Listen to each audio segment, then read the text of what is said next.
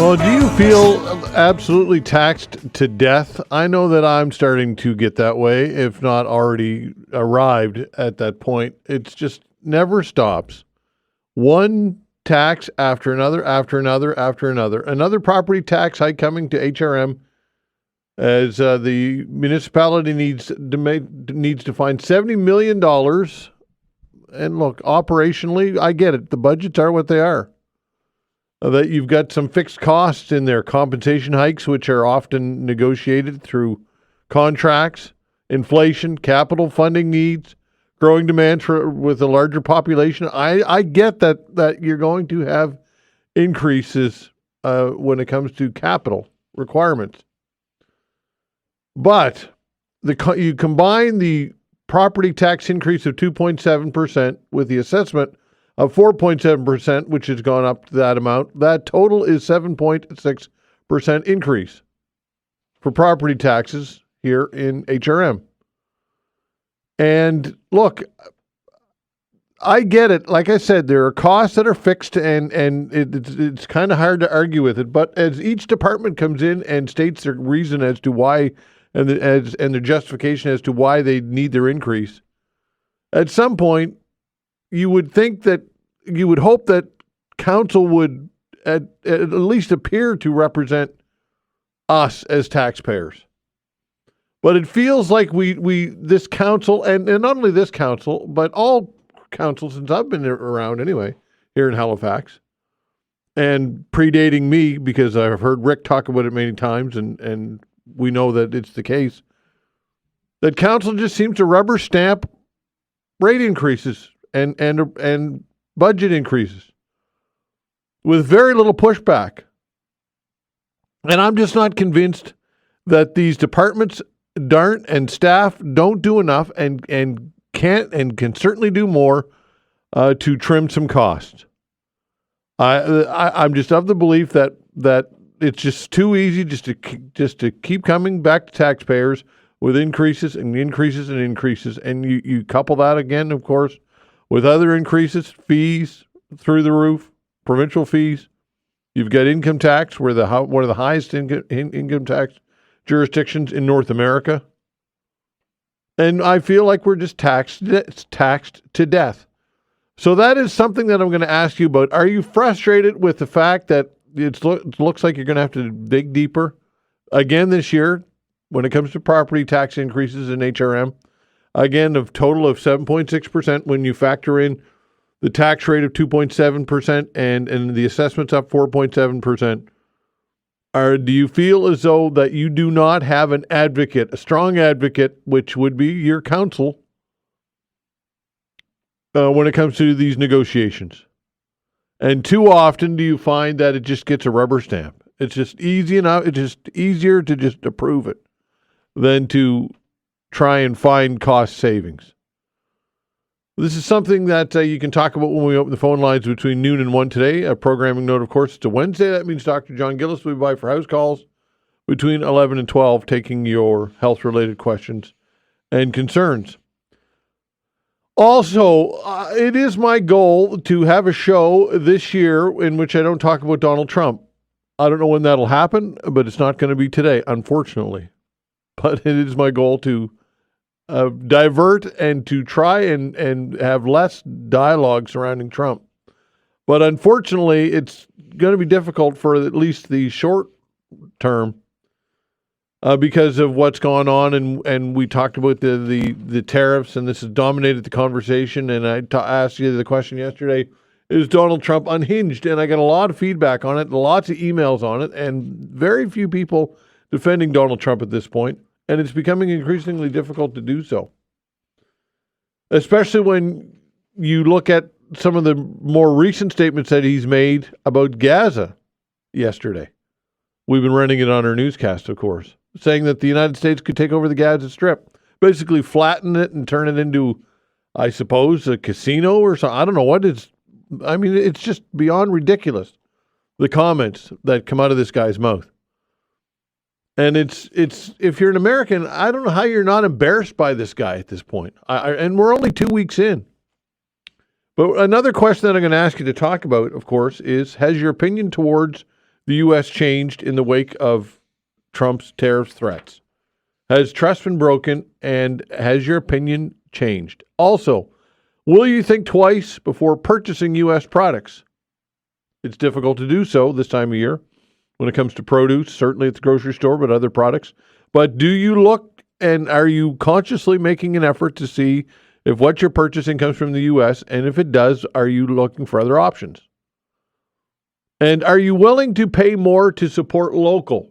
It's easy to say that, yes, I support local. I think it's great, buy Canadian, rah, rah, all that. But are you willing to pay more?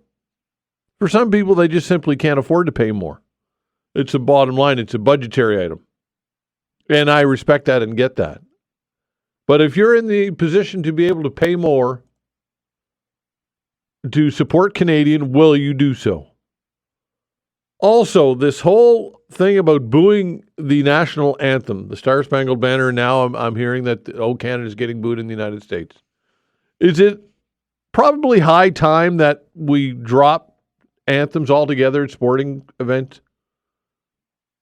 What's the point of it? Is it important to be patriotic? I suppose it is. But look, are these... Have the Star Spangled Banner and Canada run their course at sporting events? Or do you think that they have a place? And if you were attending a sporting event in which the Star Spangled Banner was being performed, would you boo over what you've heard? I personally don't think that I would.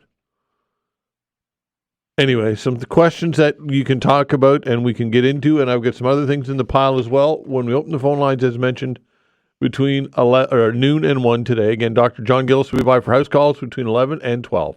And, of course, as always, thanks to Vanessa Vandeness on the other side of the glass at the control boards, doing a fine job as always. All right, this story, the Nova Scotia government says workers will benefit from the province's largest ever increase to the minimum wage later this year. But an advocacy group says the increase to $16.50 an hour October 1st doesn't come close to being a living wage. Christine Saulnier joins us to discuss all of this with the Canadian Centre for Policy Alternatives. Christine, thanks for doing this today. Good morning. All right, so here we go again. We seem to have this conversation, and I don't think it's going to go away anytime soon, because although $16.50 an hour is a substantial increase, it's nowhere close to the $26 that is required, according to your data, for a living wage here in Nova Scotia, right? That is correct, yes. When we look, even that's the provincial average, and in Halifax it's $28.30 in terms of a living wage. So those calculations, they really are a conservative estimate of what it would take to just be able to lift your head a little bit above the water and not have to stress every week and month about what your next bill is and whether you can pay it. And that's what the living wage calculations are telling us. So that is a significant gap, even as we reach $16.50. But, it's still a few months away for the 50-cent increase, and then another few months for an 80-cent increase. And I do think it is important to underline that is only $1.30 extra, and people at the minimum wage are definitely already struggling. Yeah, absolutely. The Canadian Federation of Independent Business called it a gut punch, saying that the margins are just too thin for many business owners. What's your response to that, to what CFIB has said about this? Well, I think it's really important that businesses base their business model on one where that is sustainable, and that includes being able to pay their workers a decent wage. If your business model doesn't allow you to do so, then there's a problem. You need to be also thinking about who those customers are that you need to be walking through the door. Those include those minimum wage workers. When we look at our province and the state of our labor market, and we think through 35% of workers in Nova Scotia earn $20 or less an hour, that's a significant portion of your business who maybe can't even afford your own services. I want us to be connecting those dots and really thinking about what that means. For businesses, it means that you do have workers who are stressed out. There's no doubt about it. Wouldn't you rather have workers who are coming in and being able to provide their best? And I know workers do what they can, and I certainly don't mean to be suggesting that they aren't working hard. They are definitely working hard, but they're doing it under tremendous stress. This is what the calculations are trying to get at. And so for a business, it really is figuring out what that looks like and connecting those dots together. You need people coming through your doors. You need people to be buying your services. And as we talk about buying local, we know that our local businesses compete on quality. And we know that people want to support local, but people also want to support businesses who are paying decent wages to their workers. Okay, would you agree in some cases though that the margins are what they are, and business owners are justified in not being able to pay? I mean, obviously it would depend case by case. No, I don't. That is what I'm saying. I don't think you should have a business if it means that you're exploiting your workers in this way. The minimum wage is the minimum. It's what the government has determined is truly the minimum that you can pay. But it does not reflect what is the reality facing people in their households when they're looking at their budgets. That's what our benchmark is showing. And so I don't think that you should be continuing on a business model that really doesn't pay enough. It means making some choices in your business. And yes, I understand that it's difficult, but this is a critical part of your business. And what I'm saying is this is about recruitment and retention. This is about who can you retain in your business. It's about lowering your training costs and retaining those workers. It's about ensuring that those workers are not having to take sick days because that stress is taking an impact on them. So, paying these low wages has an impact on your business, and you need to be considering that as part of your calculations here. And if you're not, then you're not really supporting those you need to be supporting in this community. We need, as Nova Scotians, we absolutely need the products and services and restaurants and all of the rest of it, but we also need businesses to be able to pay those decent wages. That all comes together for us as a society. It impacts the amount of public services that people require. That is a subsidy to those businesses as well. And I think we as a society need to be taking a pause and thinking through what it actually means to provide this business in our community. Okay, so if somebody owns a business and they have 3 or 4, let's say they have 4 employees, and their business model is whatever service they're providing, and they're not manufacturing things, we would say that the education or the training would be quite minimal for the people doing the job.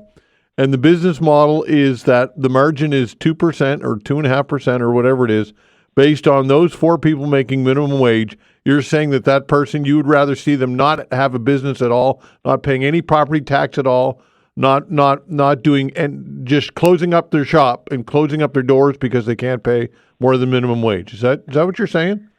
What I'm saying is we are not having a full, fair comparison of what these increases mean and what impact they have on a business. Labor is obviously a significant portion of what a business needs to pay, but those trade tariffs, all of those impacts have a much greater impact than these small increases to what are not significant wages at this point. So let's be fair about what the impact this has, because not doing so has a negative impact on your business. So if you want to be making decisions about what is in the best interest of your business, then a knee-jerk response that says, I don't have the margins, is really not considering the impact that this has on those employees. It's really not a sustainable business model. Our current economic situation and our current low-wage labor market is not sustainable. And look, we recognize that this is a partnership and that government has a role to play here too. This isn't all on the shoulders of businesses, but we can't have businesses saying they can't increase this little amount that's being asked of them and have the same businesses say that they want to see taxes cut. We need those taxes actually to be lowering the out-of-pocket costs for those same workers. We need businesses to recognize how much the state is already subsidizing them. Public health care is a huge subsidy for people. Infrastructure costs, all of that do require taxes. So let's have a conversation about, yes, we can have a fair tax system. Yes, we can make sure that those who have the ability to pay, maybe even pay more, but it all comes together. So I'm suggesting that we're not having a fair conversation.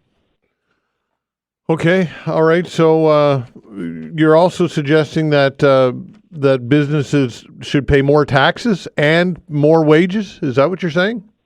No, I didn't say businesses should pay more taxes. I said we should figure out who can. Likely not small businesses, but there are certainly businesses in our province that are large multinational businesses that could pay more. So again, a conversation about where do we increase taxes? Where can we make taxes fair? I'm underlying that we need to be basing these decisions on what is fair. And fair means what is the ability to pay? What is the ability to contribute? And let's be clear about how you benefit as well. You know, we don't talk enough about who does pay the cost in this province and who benefits. And there is definitely some unfairness across both of those equations. So let's look at that. But let's not look at taxes over here and services over there. They go together, and that fairness piece is critical for us to have that conversation. And for me, it is about progressiveness, right? It's about your ability to pay. I'm not interested in having a conversation that says that we need to cut taxes across the board. I really want to look at who is benefiting from higher interest rates, because of course there are people who have investments who have benefited. I want to have a discussion about wealth tax. If you're fortunate enough to own a property in Halifax, that's great. What does it mean? How does that compare to other people? Because lots of people have not benefited from and obviously are being harmed by interest rates, right? So it's for me, it's about the fairness equation. Can we have that discussion? Okay, Christine, appreciate your time. Thank you so much. Thanks, Todd. All right, take care, Christine Saulnier, Canadian Centre for Policy Alternatives. Maritimers less likely to travel to U.S. due to Trump presidency, according to polling. That when we come back.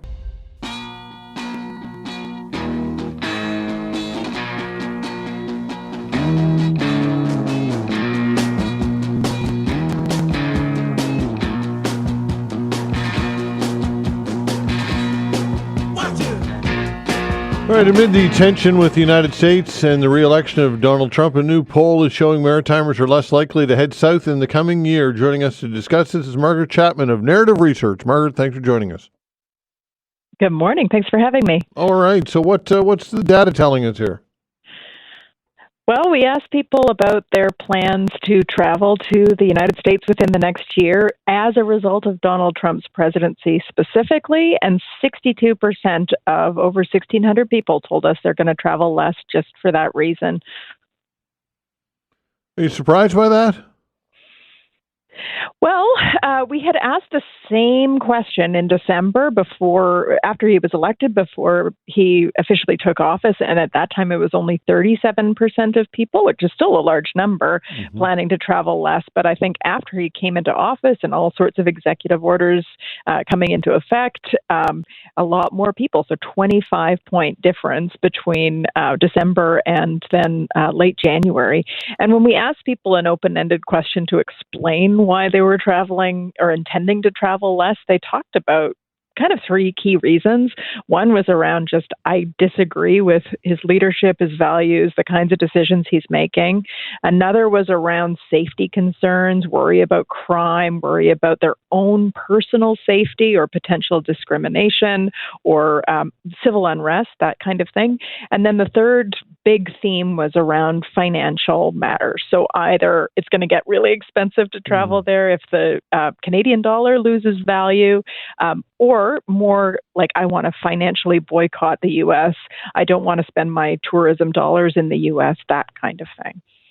All right. Do you think that perhaps that people do not or are not delineating between the government of the United States and Donald Trump and the Republicans in particular and average citizens of the United States? Do you think that, because I think it's important that look, government is what it is, but the government doesn't represent everybody, that's for sure. And there's upwards of 400 million people in the United States. So what are your thoughts on attitudes towards Americans in general outside of the political lens? Yeah, I think it's the trouble that's happened since the announcement of tariffs. We've seen it in hockey games and basketball games and all sorts of things, right?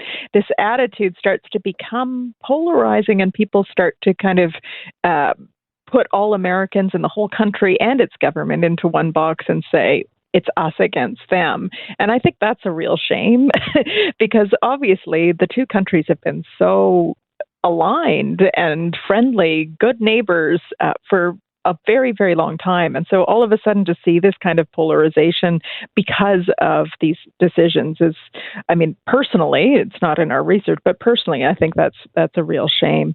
But you can see why people are feeling this way when you read through the verbatim comments that our panel members gave us. Like they say things like, it's the risk of unpredictable policy changes that might impact foreign visitors, or I just don't want to spend my tourist money in a country that isn't aligned with my values, or I simply can't afford to go. The price is going up with everything given the exchange rate. So you can understand where people are coming from when they give you those kinds of explanations.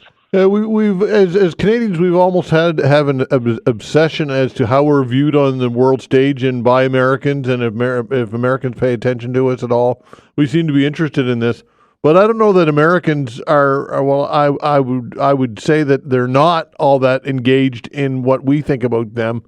What are your thoughts on their viewpoint on all of this? Well, it's for us, from a research point of view, it's a little bit unknown because we haven't asked Americans, but we are planning to do exactly that, is to ask a sample of Americans what they think about these things to see if it's even on their radar, because it's absolutely on ours. You can, everywhere you go, everybody's talking about it. It's on the radio, it's on social media, right? It's a really hot topic in Canada, and it's brought us together in a perverse kind of way, right? Because of I guess there's more alignment on feeling against the U.S. with this majority of people feeling this way. But I don't know if Americans are feeling the same sentiment or if it's even on their radar with the huge number of changes and things that are being announced. Indeed. Like always, the data, the polling is available online at Narrative Research. People can check it out. Absolutely. So narrativeresearch.ca, you can check out any of the results. If you're one of our panel members, you can see how your answers fare against the whole. And you can also become a panel member and have your say. If you're interested, you can join our East Coast Voice panel by going to narrativeresearch.ca. Okay. So, it's really important to hear from people. Yeah. Okay, Margaret, always great. Thank you so much. Thanks for having me. All right, take care. Margaret Chapman of Narrative Research. I want to read an email, this one from Michael, in response to the conversation that I had with Christine Saulnier with the Canadian Centre for Policy Alternatives when we were talking about the minimum wage.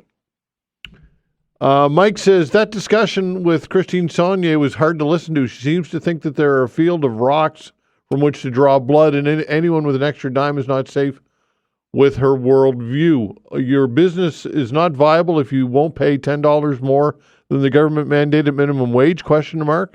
We can't think and wish business plans. No wonder businesses are hesitant to invest in Nova Scotia.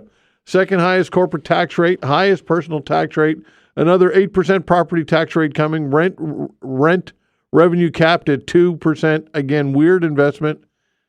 Is it weird that investment is running away? And that comes from Mike. And look, I tend to agree with some of what Mike has to say. Christine Saulnier's comments that I'm paraphrasing, basically saying if businesses can't pay a living wage, if the business model is reliant on minimum wage, then you should not be in business at all. You should close up shop and do something else.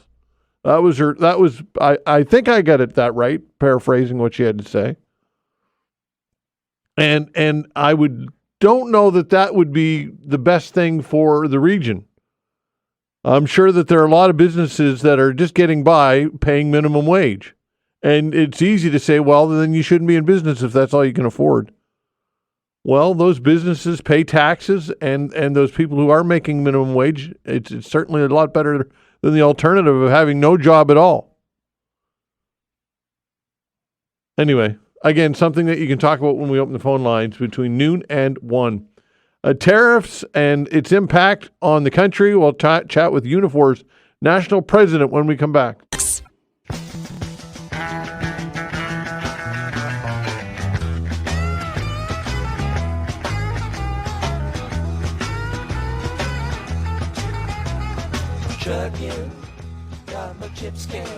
Lana Payne, Unifor National President, joins us for a chat. Lana, thanks for joining the show. We appreciate your time. Oh, Todd, thanks for having me. We haven't chatted in an age. I know. How have you been? And I'm well. Yourself? I've had better months. I think most Canadians have. It's been a really turbulent start to 2025, that's for sure. Indeed. So for those who aren't aware of Unifor is the largest non-public sector union in the country, correct? Absolutely. We're the largest private sector union, and we have 320,000 members from one part of the country to the other, working in pretty much every area of the economy. Okay, so I guess some thoughts on what we've been through with so far with the trade a tariff war, which is on pause, I suppose, but a lot of people still have a lot of concern, and we don't know what's going to happen, obviously, in a month. But kind of your broad strokes thoughts on what we've gone through so far. Well, first I would say is the trade war not happening when we still face the threats? I certainly feel like we're still in a trade war right now, even if the tariffs are on pause, because the very continuous threat of these tariffs is having an impact on Canada, and has been having an impact on Canada and Canadian workers. When you consider that many businesses are putting investments on hold if they're particularly in export driven parts of the economy, because this creates so much uncertainty and instability. So that in and of itself is for sure a problem. And then making sure we get to a place where we can avoid these tariffs altogether is something, obviously, we all have to be working on in the 30 days ahead. Okay, so tell us about the auto industry and the complexity that is surrounding the auto industry, because it's not as though you build a car and it gets shipped. It's a complex process, which includes parts going back and forth across the border a number of times. So tell us about the complexities of the automotive industry and how this is particularly impactful. Well, we obviously we have tens of thousands of members who work in the auto industry in Canada. It is what I would say one of the most integrated sectors of the economy with the United States and Mexico. About 50% of the parts, for example, that go into American vehicles come from either Canada or Mexico. So it's not that easy to build a car in the United States without Canada and Mexico and Canadian and Mexican auto workers to do that. And the reality is we have stated, and industry has stated, that we could look at be facing the complete shutdown of the North American auto industry under these tariffs within a matter of days or a week. That is how integrated it is. We send engines to the United States so that they can build pickup trucks. They send engines to us so we can build pickup trucks. There's just no way that the industry can operate with that kind of a tariff on two countries that are producing such important parts for the vehicles in the U.S. So as a result, American workers will be damaged by these tariffs, as well as Canadian and Mexican workers, particularly in the auto industry. And we have many other, I would say, industries that face the same sort of challenges, given how connected they are. Aerospace being one. Nova Scotians know about aerospace. We represent aerospace workers there. Dairy, which is now on the president's radar. The forestry sector, which is already under tariffs. This would be devastating to that sector. And of course, we have important forestry members in the province of Nova Scotia and all across the country.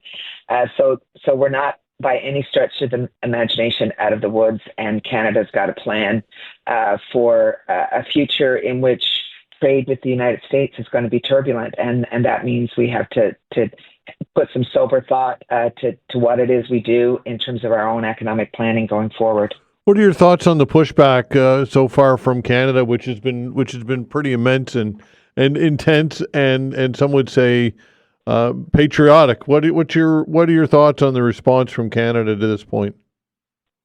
Well, first of all, Canadians have been amazing. They have supported the very strong response that our Prime Minister had to do on Saturday, which was to announce retaliation against the United States in terms of tariffs of upwards of $155 billion. Our union had been one of the early proponents of going dollar for dollar against the United States, but obviously doing it in a targeted way and having the most impact that we could have given the differences in the size of our economy. So I think that was incredibly important that Canada was willing to do that. And I think it was part of the reason that we ended up with a pause, quite frankly. That and the incredible response from Canadians willing to do all sorts of things to support Canada through what is and potentially will be quite a strong and difficult economic crisis should these tariffs come to be. All right. What do you think? How much of a response is this getting in the United States, or how much attention is this getting in the United States? And obviously, public opinion matters. And is the White House hearing a lot of disgruntlement from U.S. citizens and workers and auto workers and anybody else affected as well? I think that's an excellent question because it actually is a very important part of how we, get this set back and is part of the strategy to get the tariffs off the table, and that's to make sure that there is a more fulsome understanding of what these tariffs would mean. Not just to Canada, but to American workers. And you noticed in the Prime Minister's remarks that really when he started speaking on Saturday, it was about the closeness of the relationship between Canada and the United States and how we've supported each other over many, many, many decades in any number of ways. And of course, I'm from Newfoundland and Labrador, and he spoke of 9/11, but many, many other ways too. And, this trading relationship with the U.S. is in some ways the envy of the world. So it's incredibly important that average Americans understand, but also that the media is covering this story in the United States. And what we've seen since Saturday is an incredible uptick in attention to this and to a potential trade war and to the impact of that on American industry. You've seen the U.S. Chamber of Commerce speaking out. We need more business leaders in the U.S. speaking out. We need everybody speaking out. But I believe all of that has to occur in the next 30 days, and we have to work hard at it. But we have to be prepared for after 30 days. There's no going back from this, Todd. There's no going back to a situation where the President of the United States had declared economic war on Canadian workers and on our economy. So we have to understand that relationship is changing. It's shifting beneath our feet. And that means we have to be prepared to use the levers and the tools that we have in Canada to build a more resilient Canadian economy. And that means looking at what we do with procurement and how we use that procurement to the benefit of Canadian jobs, like we have done with the Canadian shipbuilding strategy, which has been a huge benefit to Nova Scotia, but also across the country. What we do in terms of how we build transit and planes and how we put industrial plans around many of the very strong sectors we have in Canada. This is critical to going forward. And it's also critical that we look at shoring up strong trading partners in other parts of the world. We cannot find ourselves in this situation again where basically we were being held hostage and our economy and the workers of Canada, who I care so much about, were being held hostage around these tariffs. How realistic is it, though, that we can find new markets in a timely fashion, and not to suggest that we shouldn't try or not to be negative about it, but trying to be realistic about this? What is the what is the realistic goal when it comes to, or objectives when it comes to diversifying markets?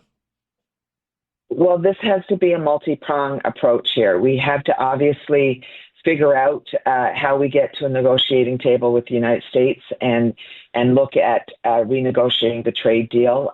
That's difficult when the goalposts from the president continue to change, and it's difficult if we are under tariffs to get to a bargaining table. And we will have a lot of pain in a trade war before any kind of negotiating can take place.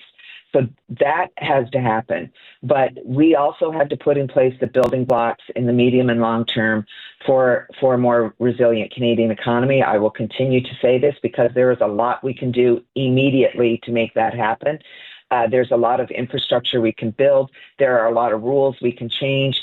We can make sure that we're not buying electric buses from other parts of the world when we can buy them and build them in Canada. We can build trains in Canada. We can build transit here. There's a lot of things we can do.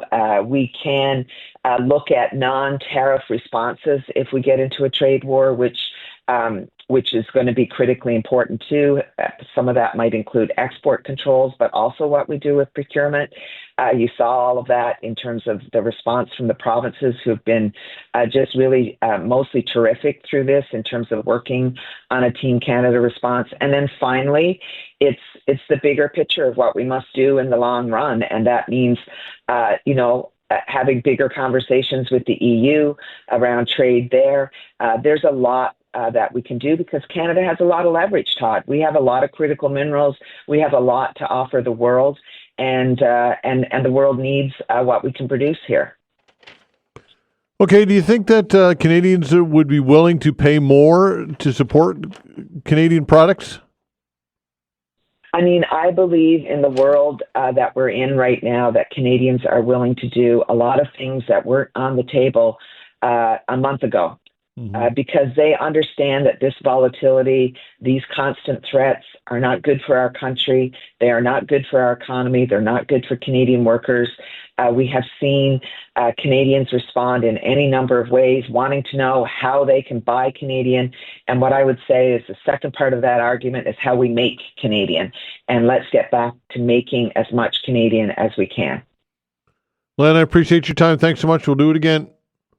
Thank you. Anytime, Todd. All right, take care. All right, Lana Payne, Unifor's National President. Nova Scotia cottage rental hikes up price for U.S. bookings. We'll discuss this when we come back.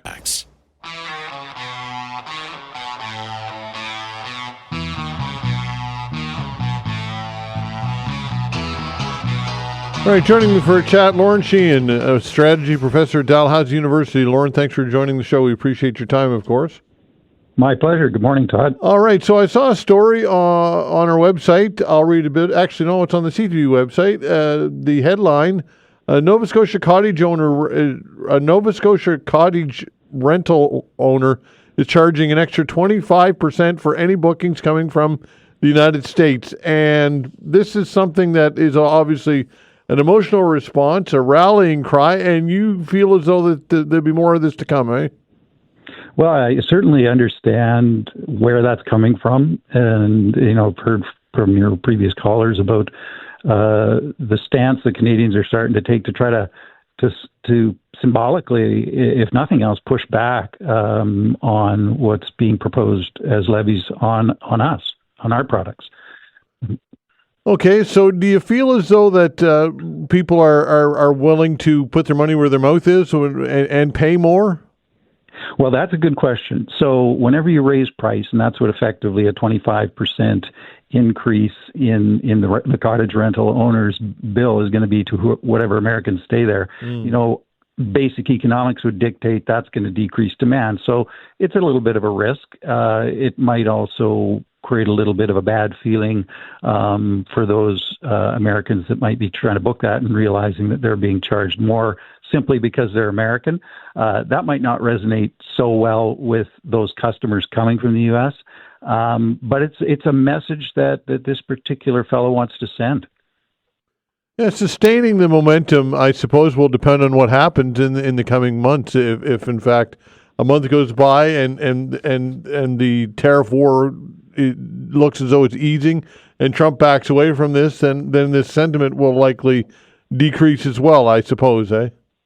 Well, that's exactly right. And, we can guess as much as we want. No one seems to be able to get inside the mind of Trump and the Trump administration on this. But, I'd like to, if you have a minute, just point out one thing about travel data and statistics between Canada and the U.S. This comes from Statistics Canada in 2023. It's the most recent year for which we have full data.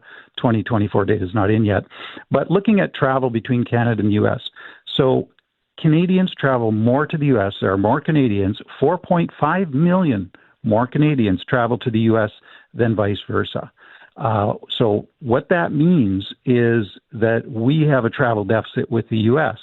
So where they're complaining that they have a travel deficit with us on overall trade, which is true, the reality is when it comes to tourism, more Canadians are spending dollars in the U.S. than vice versa. And if we take those numbers, 4.5 million more Canadians vacationing and traveling in the U.S. than vice versa, the average spend that Americans spend here is about $502 a person. So if we multiply that by this 4.5 million, that's a trade deficit of $2.2 billion. Wow. That Canada, $2.2 billion more that Canadians are spending in the U.S. than vice versa. So, we're contributing more to that American tourism economy than vice versa.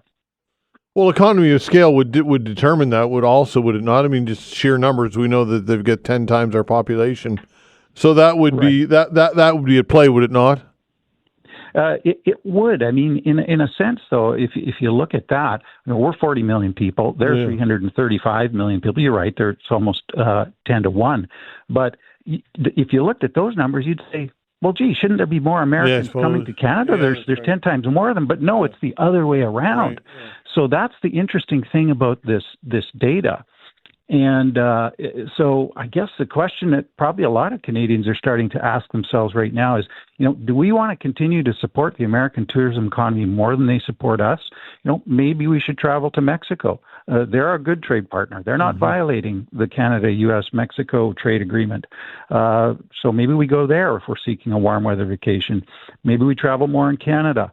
Maybe we go more to the Caribbean, to Europe. Portugal's very affordable. Japan happens to be affordable right now based on their currency relative to the Canadian dollar. So Canadians have some options. And I think Canadians are starting to look at the situation and say, we want to send a message back to the Trump administration specifically and get that message out in as many ways as we can. I just think this is one of those messages, or one of those ways that we can get that message. Are you concerned at all that we won't be as welcoming as we typically and traditionally have been to American visitors? Because it's a key component to our economy. We know tourism is a massive component to our economy here. So what are your thoughts, I guess, on perhaps attitudes towards American tourists? Yeah, no, you're absolutely right. This is tourism is a $102 billion industry in Canada, and even though most of that is domestic, 73 billion of that is domestic, so it's like almost getting up to 75%. Americans do contribute 13 billion of that, and other international is about the same amount, another 13 billion. I am concerned that we are still welcoming to Americans. We are perceived as safe, affordable, and friendly. Those things constantly come across feedback to us from Americans when they visit Canada, and represent reasons why they want to visit Canada. And right now, Canada is on sale to Americans. Our dollar, 69 cents, has fallen from 75 cents 12 months ago. It was affordable a year ago. It's going to be even more affordable this coming tourist season. So there's lots of reasons why Americans want to come. And I think this is us as Canadians. We're gonna push back and raise voice to this issue of trade tariffs, and we are. But I fully expect when Americans do travel here, they're going to be treated nice. They're going to be treated as the friends that they always have been treated as, and as we want to see going forward. We're just trying to send a message right now to the American administration. Okay, Lorn, interesting chat. Appreciate your time. Thanks so much. My pleasure, Todd. All right, take care. Lorn Sheehan, a strategy professor at Dalhousie University. Something that you can talk about when we open the phone lines between noon and 1. Next, though, it's time for House Calls with Dr. John Gillis. If you've got a health-related question or concern, give us a call at 902-405-6000. Again, 902-405-6000 for House Calls. We'll be back. Thanks. Dr. John, you're my medicine man. Dr. John, you're my medicine man. I don't use All right, you've heard it. Time for House Calls. The way to reach us is 902-405-6000. If you'd like to chat with Dr. John Gillis, if you've got a health-related question or concern, give us a call at 902-405-6000. Whatever it might be, Dr. Gillis, with a wealth of knowledge and experience and ready to do his best to give you a hand. Again, the way to reach us is 902-405-6000 if you've got a health-related question or concern. Dr. John Gillis, we've all perhaps need some psychiatric help when you're talking about dealing with Donald Trump, eh? What are your thoughts on what's going on with that? God, it's crazy. Yeah, I mean, it's just unhinged and seems to change by the hour depending on who he's talking to, what he's smoking, drinking, or whatever of his various meds that he's not taking. It's very hard to watch. Yeah, it's hard to watch, and it's getting harder and harder to defend. I mean, even for the most ardent Trump supporters, I'm hearing from fewer and fewer of them. Yeah, they've gotten very quiet. I mean, just some of the stuff that just makes no sense to the American economy, to what's going on in the world, to basic rights. I mean, it's just the list is long and distinguished, and it's you get what you pay for, and they certainly they paid for him. So. Yeah, indeed. 902-405-6000, that's the way to reach us. Again, 902-405-6000.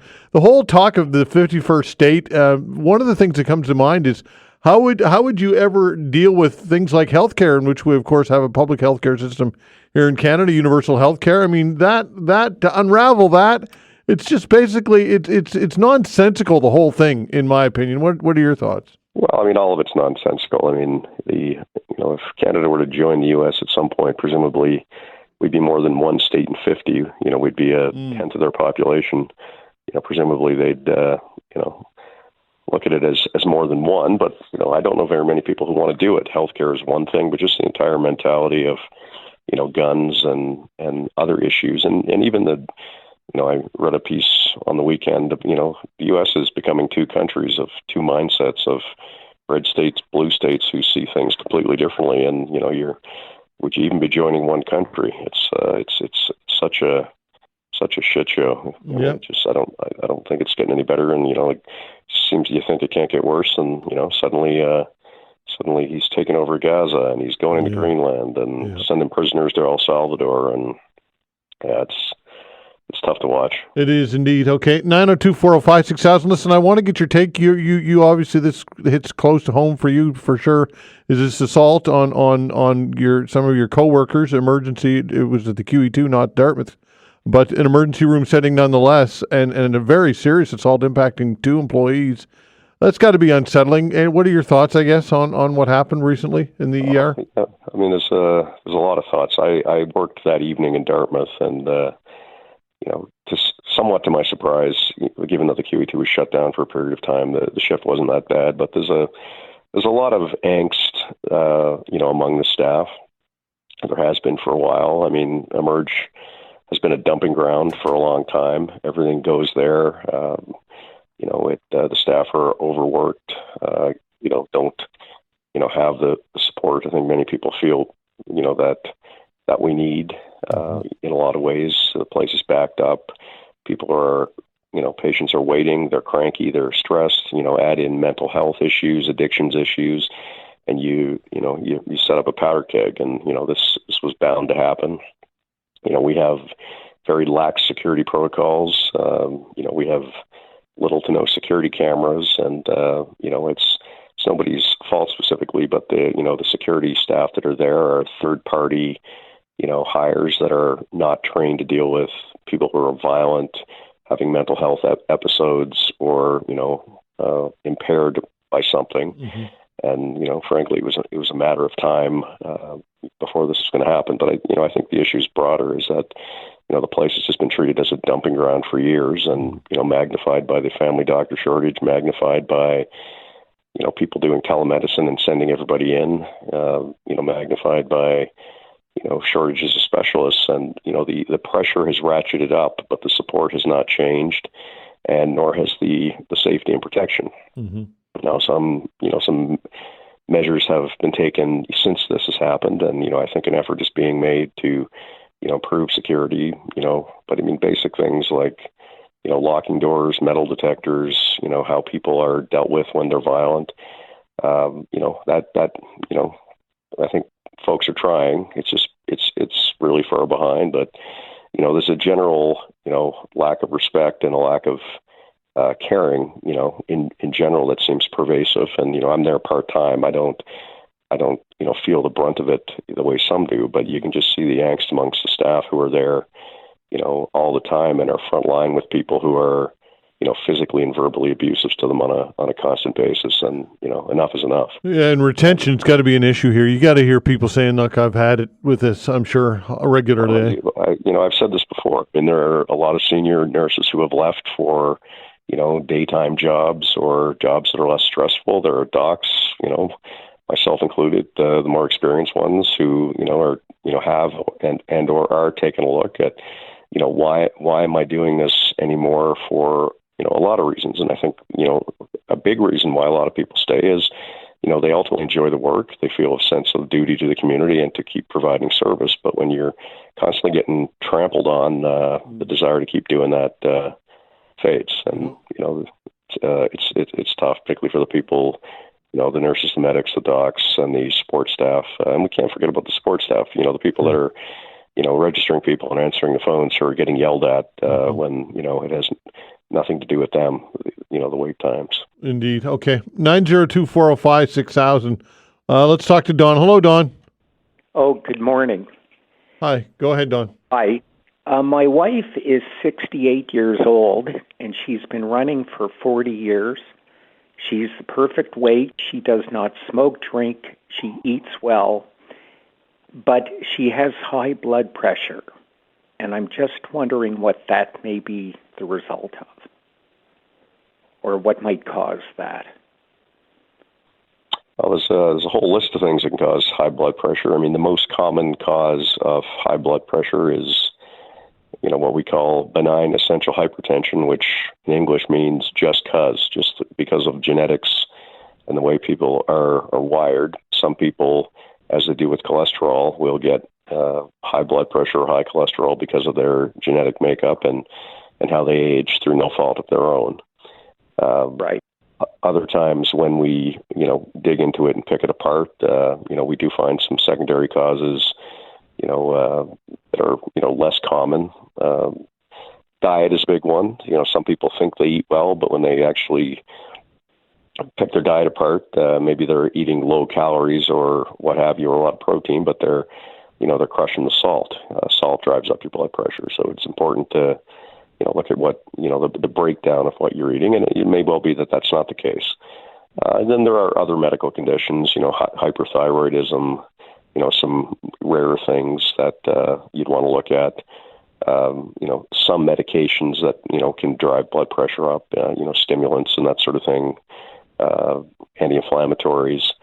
So it is important to, pick it apart and understand why. And, in this case, it may just be, it's a just cause thing. It's how she's wired. And, there may not be anything that can be done about it other than, treating it, which, but, it's important to pick apart the other possible causes. Now, if that is correct and she can't do anything personally about it, she can't change her habits, etc., if she feels perfectly well, is it an issue, do you think? Like, in other words, you said it's just is. Would she have symptoms if it becomes a problem? Well, it depends what you mean by that. You can have high blood pressure for a period of time and, have no symptoms. But the problem is it puts extra work on your heart. It puts extra strain on your vascular system. And over time, it causes a problem. It's much the same as having high cholesterol when you're 40 for a year. Well, it doesn't do much, but for added up for 30 years, it puts strain on the system. if your pressure reaches a really high level, it can start to cause this, problems, cause headaches and, confusion, increase your risk of stroke. So, so the answer generally is, if it's truly high and it is not a correctable cause from diet, exercise, or, moving to, St. Lucia and sitting on the beach, then usually it needs to be treated because eventually it will cause a problem. Sorry? Dr. John, her father is from St. Kitts, and she still has high blood pressure. Well, maybe she needs to head back there. It's a nice place. Yeah. So you would recommend that she goes and sees her doctor about it? Well, yeah, definitely. If it's, I don't know how you've determined it's high. I assume you're taking it at home or something, but definitely should be followed up. Yeah, we do have a pressure gauge here. Okay. Okay, Don. Good luck, pal. Thank you very much for your help. Thanks. Okay, take care. All right, 902-405-6000. That's the way to reach us for house calls. House calls continues when we come back.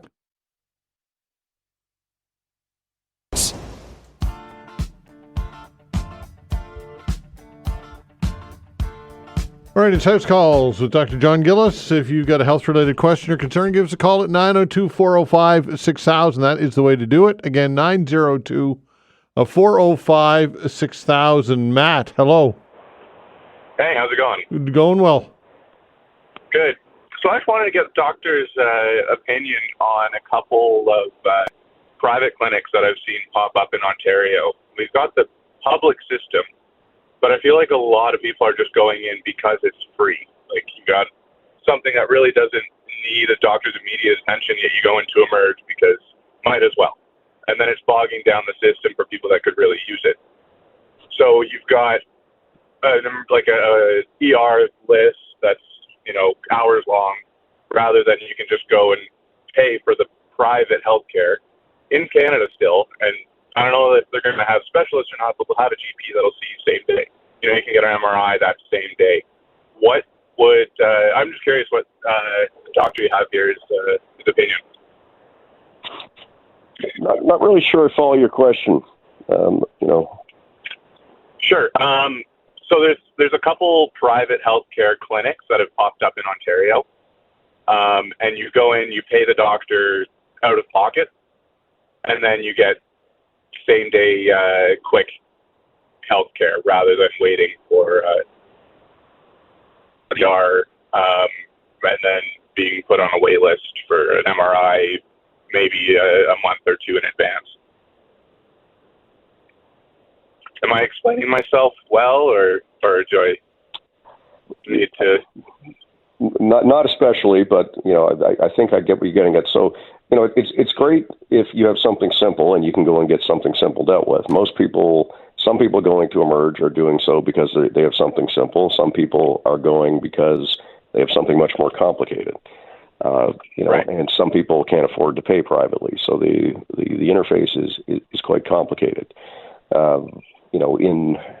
These models are complicated in Europe, where France and Germany are a couple of good examples where there's a surplus of doctors. If you have private and public clinics, there's still enough people to fill the places. If you have too many private clinics in a jurisdiction that has a shortage of people, then it pulls people from the public system, and the wait times get longer for people who can't pay. So it's not nearly as simple as it looks, and some of these clinics tend to cherry pick the simple stuff, and the shitstorm goes to the public system, and magnified often by people who if they don't have the means, statistically sometimes they're sicker from a lower socioeconomic background, maybe because of existing illness, maybe because they haven't had opportunity, maybe because of food insecurity. So many factors relate to it. So Sure. are there roles for private delivery of services done efficiently? There are. I mean, one of the examples that I've seen often in Ontario is there are X-ray clinics everywhere.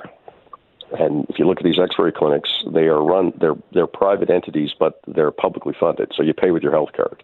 So if I have an X-ray rec in Toronto, I can cross the street with my X-ray rec and get a chest X-ray same day. right away. Sure. Okay. Here I have to wait 2 weeks because of the, and there's, but that's complicated. Some of it is the COVID slowdown. Some of it is the appointments, but some of it is the lack of techs. But in Ontario, that system is delivered efficiently. People can get X-rays very quickly in a system where they don't have to pay out of pocket, but it's delivered by a private entity, paid by the government, paid by in this case OHIP.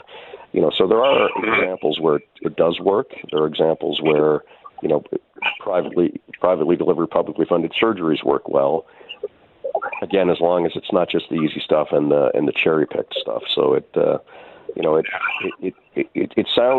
sounds great until you delve into it. And I've talked about this numerous times on this program. One of the biggest problems we have is nobody bothered to notice that changing demographics and work patterns have effectively mean that we need almost double the physician/NP workforce to deliver the same services we were delivering 20 years ago, because people aren't working like 60, 70 hours a week anymore. They're not carrying 3,000 or 4,000 patients. And, as I've said a few times, unfortunately, we've decided that putting a lot of people on salary with perhaps minimal incentive to work efficiently was a good idea, and we're paying for that now. So trying to unpack all of that, it's hard work. And look, I don't envy anybody trying to deal with it. The authorities, the ministry, and again, politicians of various stripes have, given the benefit of the doubt, tried their best to fix this. But it's remarkably complicated, and the more you dig into it, as even just talking about these few things now, it's super complicated. Yeah. I guess it just goes down to you guys needing more support so that you can get people in and out the door more efficiently. Absolutely. I mean, Emerge here, is a great example. I mean, people say build a bigger space, but if you build a bigger warehouse, it doesn't help us get X-rays done quicker. It doesn't help us get scans done quicker. If more people had community access to care, we wouldn't have to deal with as many people. It's a flow model based on so many factors, which continues to bottleneck. And again, if people often say this to me, well, if you had 2 more doctors on shift, would it be better? And a lot of the time, I'm like, no, that's not the problem.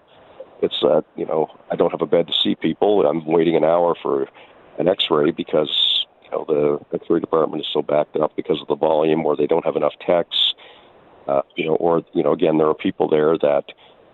Don't blame them for being there because they have nowhere else to go. But if there's a better place for them to get that service, but it just, again, as I said earlier, it becomes the dumping ground. Absolutely. Okay, Matt. Well, thank you for your time. Okay, thanks. Appreciate the call. Okay, Dr. Gillis, I want to touch on something that you mentioned earlier in that people oftentimes are in stressful situations and they tend to take it out on. Or they don't tend to, but at times, unfortunately, take it out on hospital staff. I think there's a delineation between being an advocate for yourself and being a strong advocate, and not crossing the line into the becoming abusive. Right? There's a line there. I'm sure, right? Well, yeah, that's it. And people should advocate for themselves. And if you're sick and tired and frustrated or worried, it's easy to get impatient. And understanding, people forget that when your turn comes up to be seen and you've been there for 7 hours, the doctor hasn't been sitting in the back eating nachos. Mm-hmm. They've been seeing people constantly. They may have just come on shift. I mean, I see this a lot at night. I'll get there at 10 o'clock and, people will be like, well, I've been here for 7 hours. I'm like, well, I've been here for 10 minutes. I'm can do the best I can, but, I'm not the reason you were here for 7 hours. Mm. But, I've started doing some day shifts. I did one yesterday, mm-hmm. and, just constant. I was working with a physician's assistant yesterday, which is great. And, I think between us, we saw, 35 people in 8 hours, which is, for Emerge is a very steady, solid number, mm-hmm. but the inflow just never stopped. The amount of patients to be seen just kept climbing through the day, and the other docs and the other, the NPs, the PAs were working flat out, but just the stuff coming through the door, a lot of which was fairly minor stuff, mm-hmm. but it was a lot of stuff that could have been dealt with somewhere else if people had somewhere else to go. but because they don't have a provider, or as I keep saying, they get a phone call. Oh, can't answer that over the phone. Just head on in, and it just magnifies the pressure on the system. People's angst, and they're frustrated, and they take it out on people. And the incident of the QE2 is an example, but I'm surprised it hasn't happened sooner. But the lower level impact has been there for some time because people are leaving, and it's hard to reform a system when some of your best and most experienced people are fed up and ready to leave. Absolutely. Okay, 902-405-6000. That's the way to reach us for house calls with Dr. John Gillis to get some open lines for you. We've got Dr. Gillis for the next half hour. Give us a call at 902-405-6000. House calls continues when we come back.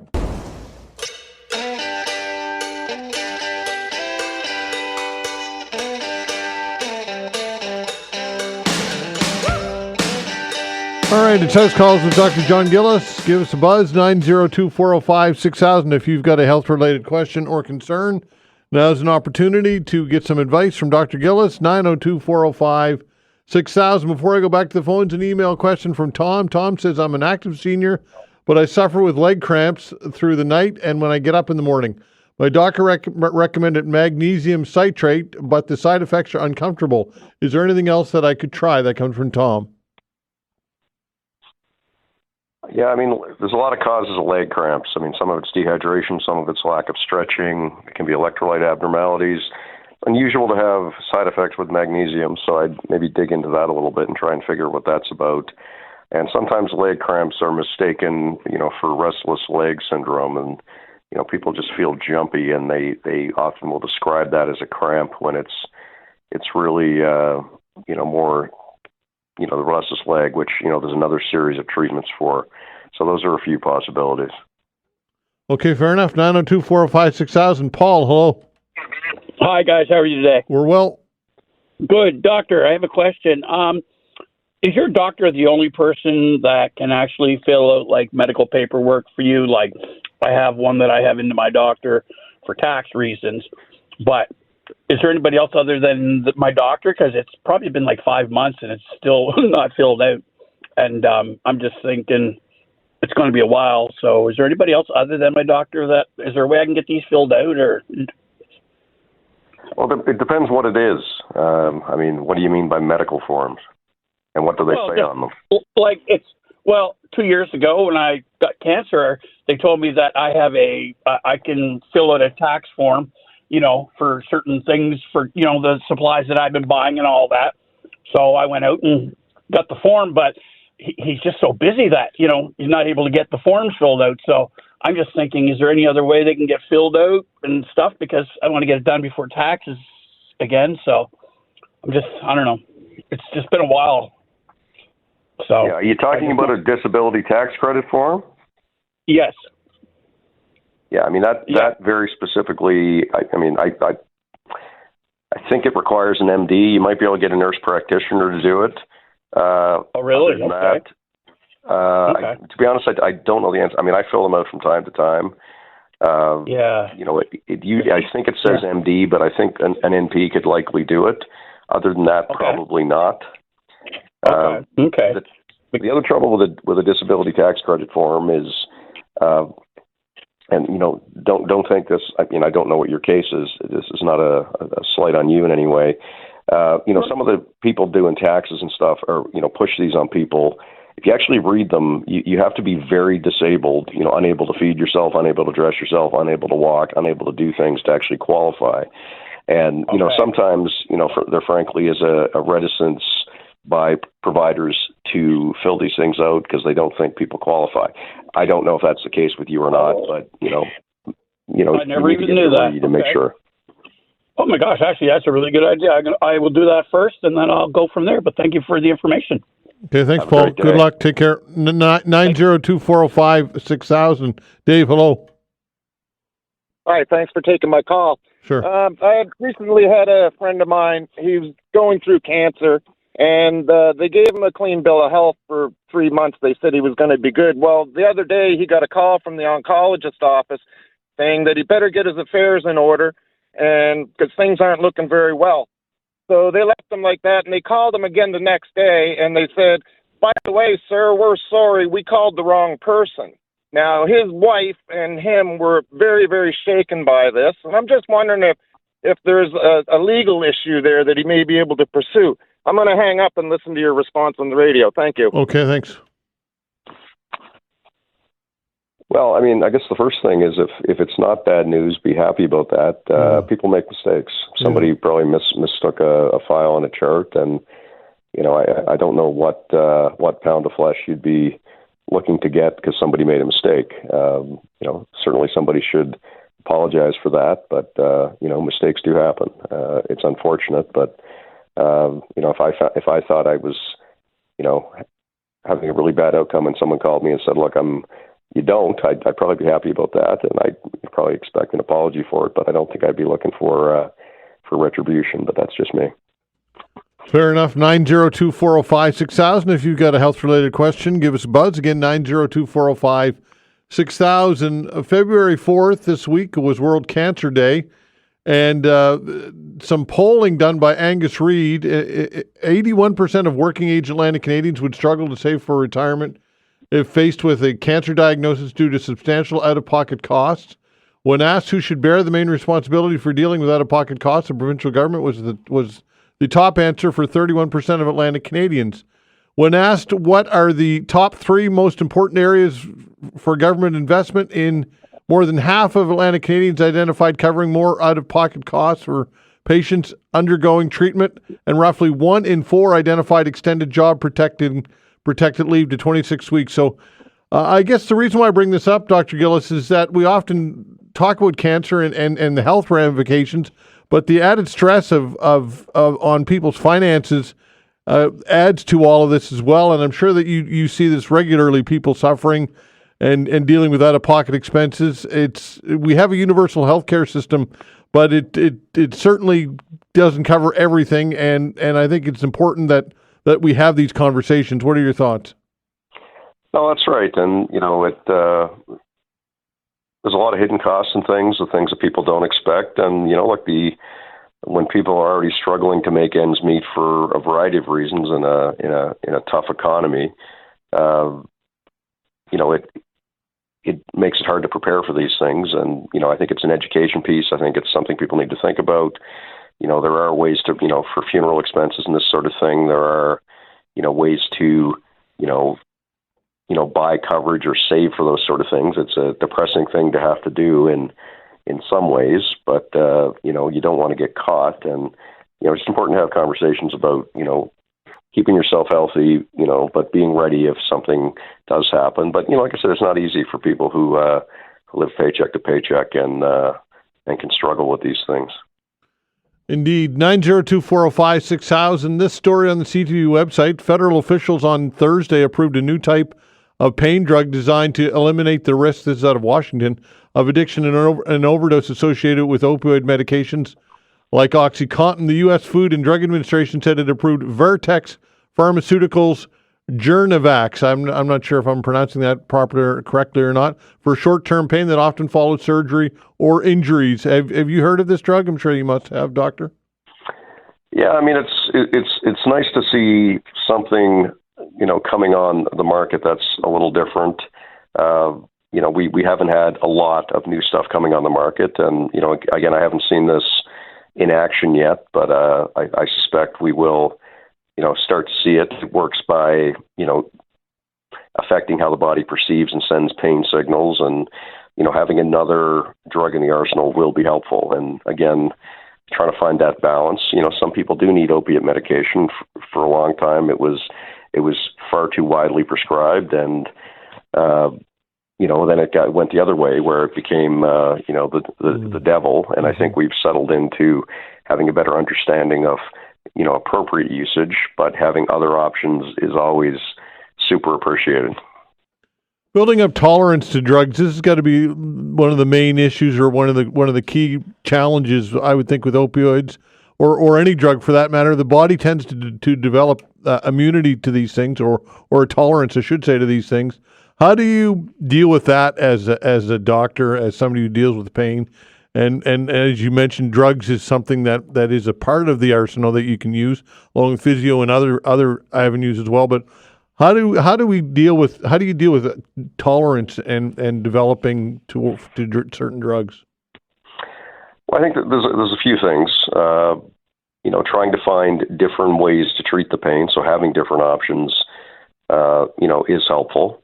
Mm-hmm. So you don't have to just rely on an opiate. Rotating types of opiates as an example. So if someone's on morphine, take the opportunity to switch them to a synthetic like hydromorphone at an equivalent dose, because they even though they're related, they work slightly differently. So again, trying to find alternatives and, other non-pharmaceutical drugs, modalities, whether it's physio, massage, chiro, exercise, always try to look for ways other than just relying on a pill, which, we have a bit of a culture of doing that, if I just take a pill, it'll fix me. Mm-hmm. Opiates can be particularly challenging in that regard because, people feel good. They want to try it. They want to increase it. It made them feel good. Mm-hmm. And, it's hard to combat that when, people are, I'm on 4 of them. If I take 5, I felt better. So now I'm on 5, I'm going to take 6. And, that's that creep is where, addiction and risk can come into it. Not everybody does that, but some people do. And, that can be a problem. But the efficacy of the drug itself does evaporate or erode to the point where it's where at a certain level, it's almost not worth taking. Is that true or not?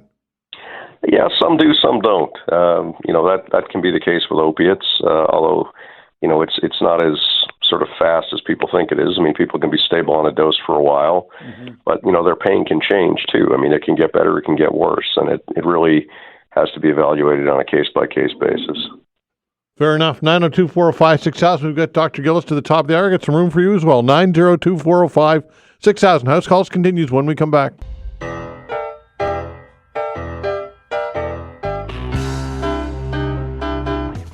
All right, it's House Calls, 902-405-6000. Yvette, hello.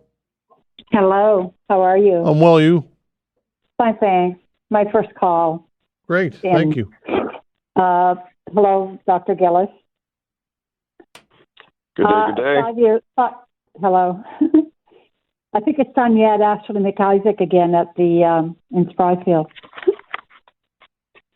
Sorry, what was that? I said I think it's time for you to have Ashley McIsaac again play in at your rugby place in Spryfield. I haven't seen Ash in a while, but if I do, I'll mention it to him. Anyway, I quit drinking 5.5 years ago, and it was only because my best friend had a family member admitted to the hospital, and they put her on naltrexone. And she was told that it is for opioid addictions, but they found out that it did work for alcohol as well. And I guess I'm just wondering, when I went to my doctor, I asked her if she knew about it, and she said yes. And she had never mentioned it to me. And I guess I'm just wondering why would doctors not inform their clients about this? Because it's worked for me. Like, it took me 5 months to quit. I started in June, and you just keep, you keep drinking your alcohol, and then in November, the craving was totally gone. Now, I'm not saying it's going to work for everybody, but I just don't understand why they don't recommend it to more people. Yeah, I mean, I guess if you spend all your day fixing engines in a repair shop and, somebody asks you about brakes, maybe brakes aren't the thing you deal with every day, so you're not comfortable or you're not as familiar. That's the analogy I would make. Naltrexone is relatively new for use in non-opiate addictions. It's an opiate antagonist, meaning it blocks the effects of opiates, but it also has effects on some of the other pleasure centers in the body, so that you don't get the high from alcohol or from some other substances. So that's how it works. but it's relatively new for broader use, and in most cases is still only prescribed by people who work in that field. I'm somewhat aware of it because I see it emerge, and I work in pain, so I see people on opiates who not too often, but sometimes have a problem. So I do have an interface with the addictions world to some degree. The average family doctor wouldn't have as much familiarity with that. And that comes back to, it becoming more mainstream, it becoming more common, and education. And, the reality of the day-to-day of your average family doctor is, they're flat out trying to deal with everything they deal with probably not enough support, and the time to brush up on new things or learn new things or become familiar is limited. So these things tend to get referred, and that's fine. But over time, the things that we used to refer for, we become comfortable with ourselves, and that applies to this. That applies to a couple of years ago, Ozempic was a diabetic drug. Now everybody and their dog is asking about it. So people have been forced to become familiar with it, to some degree for the good. To some degree, it's become a problem. But I think that's the answer. Is that it's familiarity, support, and education, and it is very important. My sister works in this field. She's a family doctor, but she exclusively works in addictions now, and she sees a lot of this stuff. But I find myself, if I have a question about this, even though again I'm fairly familiar with it, I'll end up going to her to ask her, because again I don't deal with it every day. I don't deal with the dosing. I don't deal with the assessment, and whether it's not something someone didn't think about or something someone didn't know enough about, that's probably your answer. So again, back to let's talk about it. Let's be open about it in a positive way, and try to educate people. As I think you're trying to do here.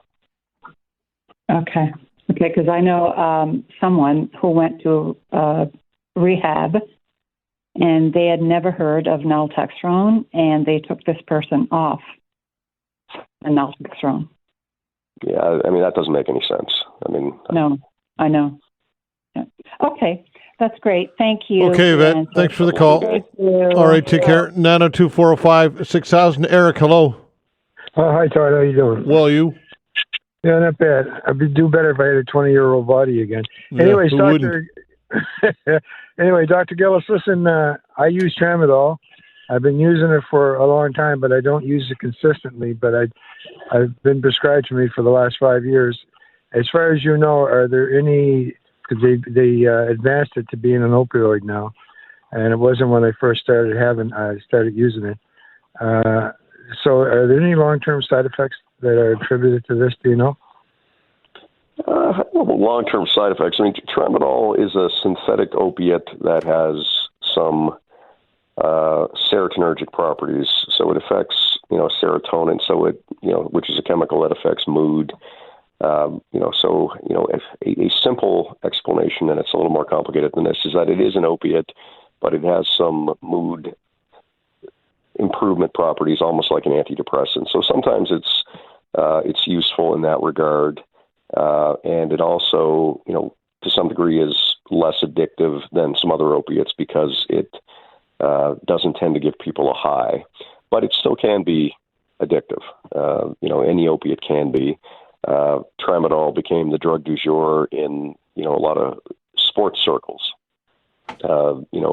professional and amateur sport, because it wasn't banned. You couldn't take codeine in competition, but you could take Tramadol for aches and pains and stuff. And, the World Anti-Doping Association, decided a couple of years ago that, they to treat it like any other.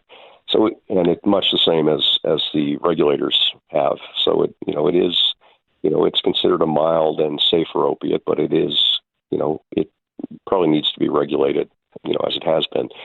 In terms of long-term effects, it's not damaging to the body. It's not, damaging to the liver. If you take the formulations that have acetaminophen in them and you take too much of them, that can harm your liver. But it's like any opiate. It if properly used, it's safe and can be very effective for helping people function. But to a lesser degree, but still to some degree, it has the potential to be, misused and to create addiction or lead to, craving for, stronger opiates. So again, can be used safely. Often is. I use a lot of it in my practice. I find it to be very effective medication for people. There are some people in the pain community who don't like the drug because they think it's hard to regulate and not effective. But from my experience, it's been very good. With fewer side effects than something like codeine in terms of constipation and other things. But like anything, used properly and regulated, monitored, it's effective. Sorry, Eric, can't hear you there. You're talking. Oh. Go ahead. Okay. I use Tylenol. I use about 1,500, whatever it is. The measurement is milligrams a day, and sometimes if that doesn't work properly, then I go to maybe 1 or 2 pills of the tramadol, but I don't use them consistently all the time together. So is that a problem? Oh, nothing's a problem until it is. I mean, there are people who safely take 600 milligrams of morphine a day and function. There are people who, are dysfunctional on smaller doses of morphine and oxycodone because they misuse it. So what you're describing is a reasonable dose of Tylenol and a small dose of tramadol. If it's working for you and you're not misusing it or escalating it, then that makes sense. But the number by itself, is relevant, but it really depends on how the individual uses anything, if that makes sense. Yeah, no, it does. Yeah, it does. But I thought I would check and get your expertise on it because they upgraded it and you got to sign for it a different way now and all that kind of stuff. Well, anyways, thank you very much for your time. A very reasonable question. Thank you. Thanks, Eric. Thanks, Dr. Gillis. Appreciate it. We'll do it again next week. Talk soon. Bye-bye. Okay, take care. That's House Calls. Dr. Gillis, and we do that each and every Wednesday. Now we've got some time for you. What is on your mind? Give us a call, 902-405-6000. Your call's an open hour when we come back. Thanks.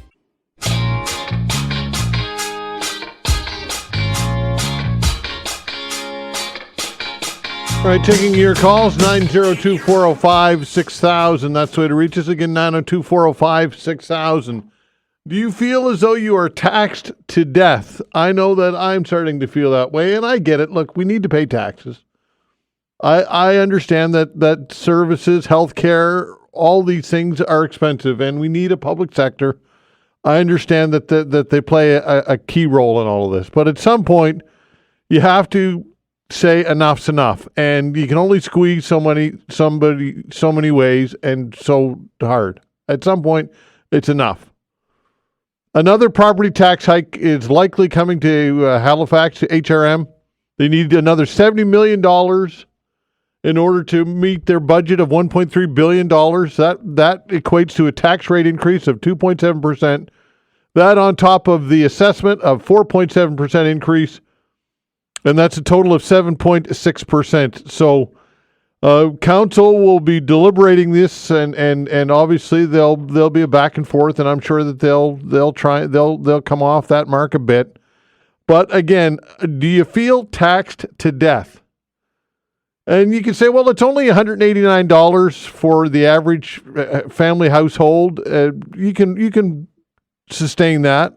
But it's another $200 on top of another, and it's a cumulative effect that goes on here with taxation. It just never stops. And look, according to HR staff and a report from HR staff, the increase is driven by compensation hikes, inflation, capital funding needs, the growing demands for a larger population. The report also notes rising utility, fuel, and construction material costs contributed to the budget's pressures. The city's budget committee is beginning deliberations with the $1.3 billion budget today. And look, are these increases unavoidable, needed, justified, or do you wish and think that council could do more to be your advocate? Somebody needs to be taxpayers and ratepayers advocates here and homeowners advocates. And do you think that staff and departments can do more to find savings? Or is it just too easy to just continually go back to taxpayers time and time again and ask for more? That's one of the questions that I have for you. The other one, of course, is you can talk about, has your opinion, outlook towards the United States and its citizens changed in the wake of Trump's tariff threats. Because, look, if you're the average American, let's face it, almost no Americans have any say over this. Now, you can say, well, they voted for Trump and this administration, therefore they have some responsibility. And there's some validity to that. But I don't think anybody, and perhaps naively, should have recognized or realized just how unhinged this guy would be. I mean, it's an embarrassment at this point. So I ask you the question, will you think twice before purchasing U.S. products? Because that's ultimately the best way that you can display your frustration, is to not buy U.S. products. That takes effort, though. That means going through products. That means looking at labels. And that often means paying more. Are you willing to do the research and to pay more to avoid U.S. products? What about traveling to the United States? Will you change your travel plans, or will you reconsider traveling to the United States as a result of this tariff war, which is far from over? And are you willing to pay more to support local? Because there's a lot of patriotism going on right now, and that's a good thing. And there's a lot of talk about supporting Canadian and buying local, and I think those are great initiatives, but in many cases it means you're going to spend more money. And some people don't have the money to support local. Others do, however. The question is, are you willing to pay more money to support local and to buy local? So those are some of the things that you can talk about, folks, or whatever else you've got in your mind. 902-405-6000. Philip, hello. Hey, how you doing? Doing well, you? Good. Todd, I'm your biggest fan from 89th Battery. Ninth. Very nice. In Woodstock. Yeah. You don't remember me, do you? Well, yes. 89th Battery, Philip. I think I remember you, Phil. Yes, I do. I believe I do. Yeah, we worked together a long time ago. Yep, absolutely. Where do you live? Where do you live now? I live in California. Oh, is that right? What brought you to California? I'm in Southern California. I'm right outside of Riverside. Okay, what are you doing there? Surviving. There you go. Oh, you want to talk about Trump? Yeah. I was listening to your show earlier. Most Americans don't even know where Canada is on a map. Yeah, that's sad, really, isn't it? It really is. It's it's like Canada. What is that? It's not on the radar very much down here. We don't see it very much. I'm surrounded by Trump supporters, which I am not, and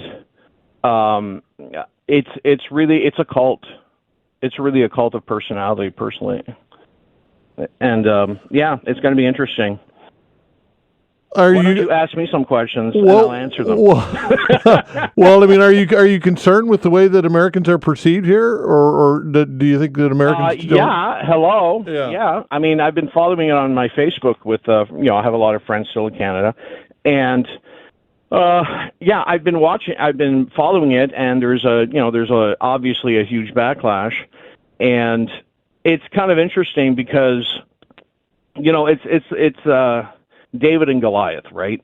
That's kind of the analogy, because you just can't. How do you fight against the U.S.? They're such a powerful nation, economically, militarily, so on and so forth. So it's really kind of hard. And I know what you're saying about buy Canadian, but how do you do that? And you were saying how many families are being taxed to death, and then now we got to buy Canadian, which is going to cost even more. Yeah. So it's interesting. What I had proposed on Facebook, and I didn't get very much a response to it, was basically what the federal government should do. If you're going to have a produce problem, federal government should go in and purchase those soon-to-be empty Amazon warehouses in Montreal or in Quebec, and basically have companies come in. So they buy the property, they pay the taxes, they provide the electricity, and then have companies come in and do hydroponics inside of those shipping containers and grow produce in Canada. For Canada, they can grow year-round. And then you can upscale it and do it across the country. And there we go. Now Canada can move forward. It's going to cost money, but Canada can move forward being less dependent on, Mexicans picking heads of lettuce for, 25 cents an hour. Yeah, so, for sure. you know what I mean? So that was one of my suggestions. But it might just be that a huge investment is required. This is a wake-up call. We've got a person who is not necessarily stable in the Oval Office, and we're going to have to, I think Canadians are going to have to be self-sufficient, are going to have to be really creative in a hurry. Indeed. Okay, good to hear from you, Phil. Take care, pal. Call again. You take care of yourself. Okay. All right, take care. 902-405-6000. Tony, hello. Hello, Todd. I'm interested in the municipal budget. I don't quite understand what's going on here. This is the first year that I see that they actually break down the property rise and assessments that we're being charged for 4.7%. They always on your show with the counselors. That's because of the assessment rate, et cetera. Well, what is the assessment rate? Well, I don't quite know, but that's the big part of it. Well, they're right. My house assessment has gone up $100,000 in 2 years. And I don't live in a very expensive neighborhood. I live in a very hard-working, blue-collar neighborhood. And our houses have gone up exponentially every year. And then we get a 2.7%, or what was it, Todd? 2.7% to go to 7.6%. What I don't see here, and what really pisses me off, is that I don't see the green initiative. What are we calling it now? Halifax, yeah. Yeah, so I don't see anything there. We're not going to take the 3.6 we took last year, or the 3% we took in the previous Well, year. I think they are. Where did you hear they're not doing that? I think it's 3% every year, isn't it? Well, it's supposed to be for 10 years, and it was only supposed to be 3%. But my understanding was, in fact, I believe you corrected me and said last year that it was 3.6%. And I said, well, what's that amongst friends? That's nothing. So at any rate, I don't get it. If that's the fact, let's say it's 3%. Now we're at 10.7%. Yeah. That's a huge amount of money. $189 may not mean a lot to me or to you, but there are people who are struggling to hold on to their houses, and we see this crap every year. You can't find out where that Halifax money is going. Where are the buses? We're at $120 million in buses, and what is the cost overrun on that deal already? I'd like to know. And some of the other projects that probably need attention in the Halifax that are not being handled, that are more to the home. What are they doing about that? We got homelessness, we got people hungry, we got drug addicts, we got issues that are not being. I'll tell you what, I was downtown where the old Nashville Club was there, coming down the hill, and they got one pretty bike lane there. That is one pretty ass bike lane, let me tell you. I thought that was the greatest thing since sliced bread. I can't wait to get. Oh, that's right, I don't have a bike. Anyway, Todd, that's all I got to say, really, about it. Again, you keep repeating it. Every year, the same crap. Every year, more money. Every year, they don't identify needs versus wants, or wants versus needs. It's not identifiable. You can't pick it out. You can't find out where the money's really going. And with that, I will say adieu. Okay, pal. Take care. 902-405-6000. We'll continue with your calls when we come back. Thanks.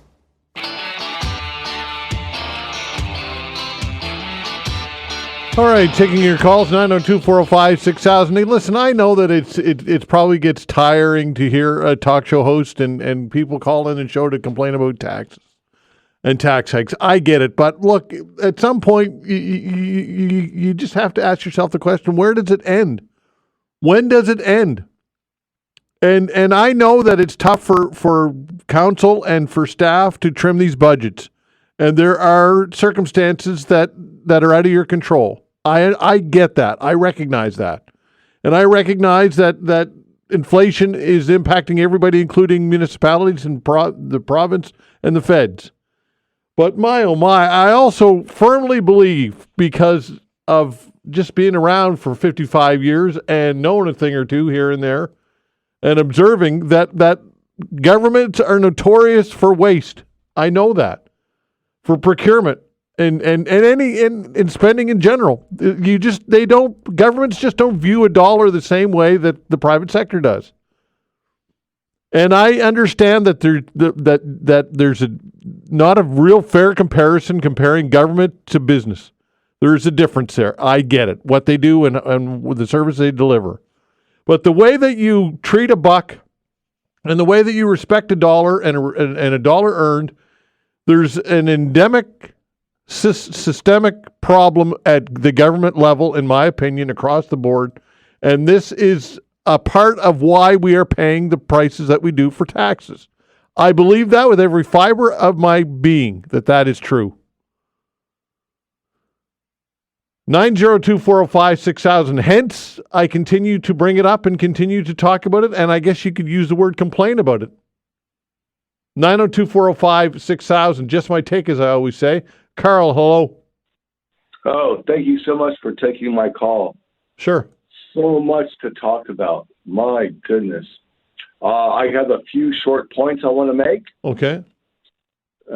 First of all, I'm a proud dual citizen, American and Canadian. I'm sure you're up to date on the whole Ian Lee, Rob Snow show interview. Did you hear that? Well, I think I heard a bit of it while I was working away here yesterday. Was there something that I missed that was noteworthy? It was most amazing. Now, I missed the first half hour of your show. I apologize. I didn't know if you had him on or not. But his interview with Rob Snow was at least 30 minutes, if not 45. Yeah, he has him on every Tuesday. So therefore, I used to chat with Ian Lee a lot, but because Rob Snow has him on weekly, I tend to not use Ian as much, although I always enjoy my chats with Ian Lee, and I find him very interesting. You should really listen to that, podcast, and you have to have him on. Okay, so now with Donald Trump wanting to have us as a 51st state, that's ludicrous. First of all, everyone who has nothing to lose here in Canada it's gonna be a mass exodus going south everywhere, Arizona, anywhere, to go make a living in a place where there's more money, it costs less to live, and it's warmer, and it wouldn't work. He's not interested in that. That's just a tactic he's using. And first of all, don't hold all Americans. Only 50% of Americans voted for this guy, and so it's not.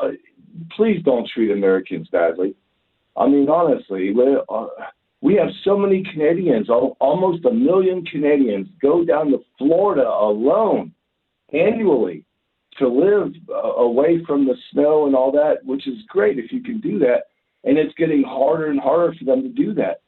But just don't hold it against us, to want to, enjoy life. And, I wish the best for Canada. The problem with all this stuff, these politicians are saying, let's put all these people to work, the military. We haven't invested in military, but why? Because we don't have the personnel. We don't have the personnel to do all these manufacturing things and compete with the U.S.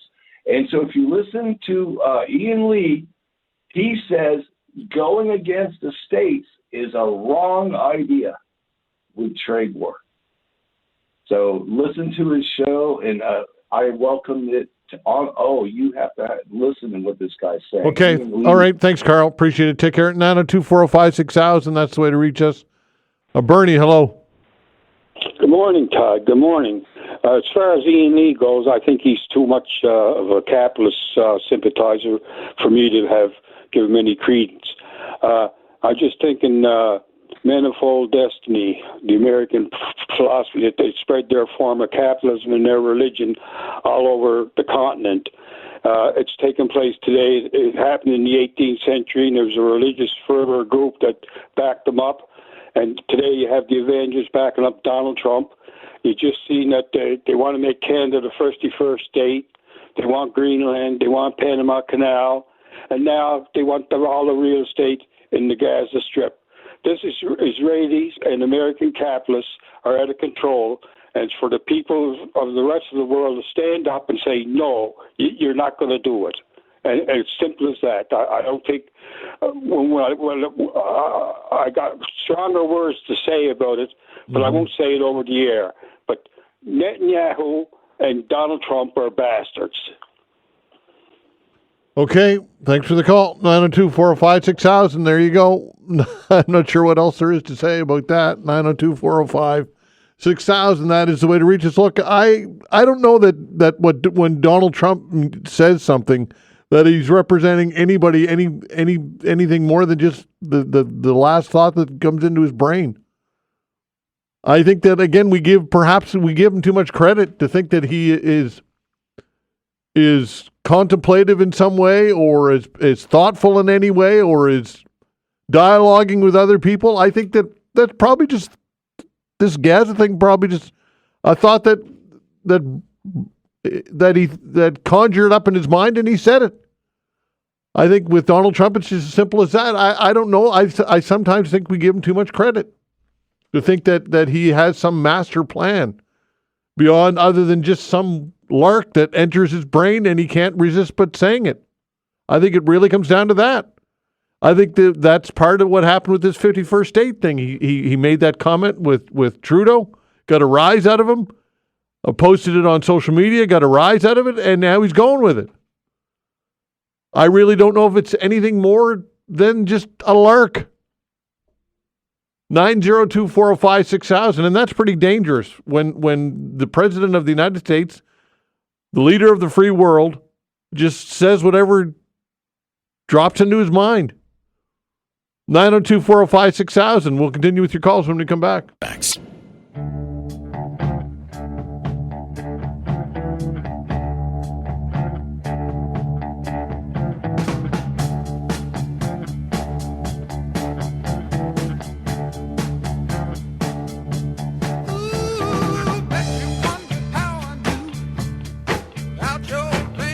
All right, taking your calls. The way to reach us, 902-405-6000. A couple of emails and back to the phones. Mark says we don't need to worry about Donald Trump. He is about to bite off more than he can chew by threatening China, who will not be bullied. Sit back and enjoy the show. Canada will be the last country he will be thinking about here shortly.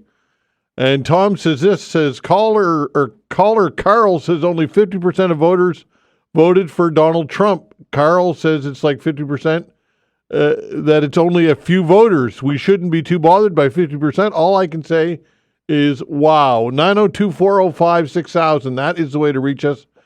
Give us a buzz, 902-405-6000. Let's talk to Ron. Hello, Ron. Hi, Todd. How you doing? Well, you? Oh, pretty good. You mentioned something there earlier at the start of the show about the national anthems. Yep. Yeah, I've been kind of wondering about that in the last 10 years or so. I watch a different sport than football. I don't even know how many sports have the anthems, but football and hockey, I guess. The NBA certainly does. The NBA has the national anthems. Major League Baseball does it. I think most of the main sports have national anthems. I do believe. Soccer doesn't, though, like international soccer. Yeah, well, I would know. I've never watched an international soccer game in my life. No slight to it, but it's just not my bag. But yeah. But the other one I watch is tennis, and they don't have it. I was kind of wondering, like, why don't they have tennis? I mean, that's all over the world, and U.S. Open, Cincinnati Open. I don't see any anthems there, so I was kind of wondering about that. But you mentioned it. I was just. Is it necessary? And then especially when Edmonton plays out there at hockey, they have the whole celebration of the native thing going on. Yeah. And how long is this going to go on for? Like every anthem, they're going to be talking about that. And, I just wonder, like, why do some sports have it but some don't? That's what. Well, I think the bigger question is it necessary at all? Like what I get the point of it, I suppose. It's about being patriotic. I'm not sure how it developed, why national anthems developed for sporting events. It'd be an interesting thing to look into historically as to how this happened. But I think it could come. We could see a time. Well, maybe not in the States, because it's a different story there. Patriotism is something that they take very seriously in the United States. Whether that's good or bad, that's another conversation. But I wouldn't miss it. I mean, Ron, look, if you stopped having national anthems at hockey games and baseball games and football games, after about 5 minutes of people complaining about it, that'd be the end of it. Nobody would ever think of it again. Like, I don't see really the point of it, quite seriously. Yeah, I actually, when I'm watching the hockey games, I just turn it on. Like, it started at 8, I just turn it on. Yeah, exactly. Yeah, I mean, it's this point of it's this time for troops to get, for the teams to get all riled up, and it's a rallying cry, and they get emotional, and some of them cry and whatever. Look, I just think that we could do without it, and I think it's starting to be more of a hassle than it's worth. Yeah, okay. One other thing, I didn't really want to mention the Trump thing, but other than the tariffs and all that and all the brouhaha going around him, I've been paying more attention to the administration and who he's surrounding himself with and why they spend so much time on that, and it must cost them money too. Now you got this JFK or whatever his name is. Yeah, RFK. Why is they even taking the time out to even call to see if this guy is capable? It's ridiculous. Like, he's totally against everything, and well, he's not the only one. I mean, the whole thing is just a mess, really. Yeah. That administration. I don't know where he gets these people from. I mean, none of them are qualified. But it's Trump, and he does what he wants, and I just don't understand how the other ones vote for these people. It's just crazy. Okay, Ron, appreciate. Go ahead. Go ahead. Yeah. You had one other thing you wanted to mention? Yeah, well, I've seen on the news there last night that any parcels from China are getting turned away. They're not allowed to send any more parcels into the U.S. from China. So I didn't hear that. Where'd you hear that? Oh yeah, that was on the news last night. Is that right there? Yep. Yeah. Anyway, I've not heard that. Thanks for the call, Ron. Appreciate it. 902-405-6000. That is the way to reach us. Donna, hello. Oh, good morning. Thank you very much for taking my call. Sure. I just want to say that I think all these people booing at the hockey games, it's embarrassing for Canada. We're better than that. And I feel so sorry for the singers, the people that are singing. And, it's got to be very distracting and not really fair to them.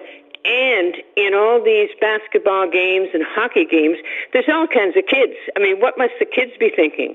It's not setting a very good example for the kids. Now, that's just my thought on that. Now, Trump, I'm very disappointed about this tariff talk.